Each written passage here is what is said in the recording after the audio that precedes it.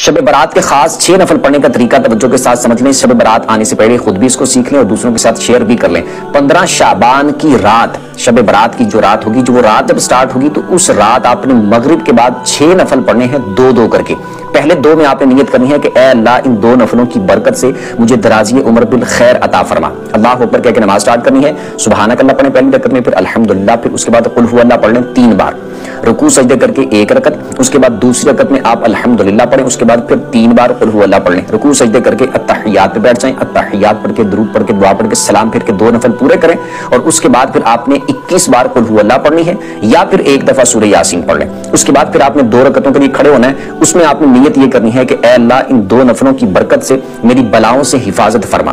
اس کے بعد آپ نے اسی طرح سیم جس طرح پہلے میں بتایا 2 نفل پڑھنے ہیں، سیم اسی طریقے کے مطابق۔ پھر یہ 2 پڑھنے کے بعد آپ نے پھر 21 دفعہ قل هو اللہ پڑھ لینی ہے یا پھر 1 دفعہ سورہ یاسین پڑھ لینی ہے۔ اس کے بعد پھر آپ نے 2 اور پڑھنے کے لیے کھڑے ہونا ہے، اس میں آپ نے نیت یہ کرنی ہے کہ اے اللہ ان 2 نفلوں کی برکت سے مجھے اپنے سوا کسی کا محتاج نہ کرنا۔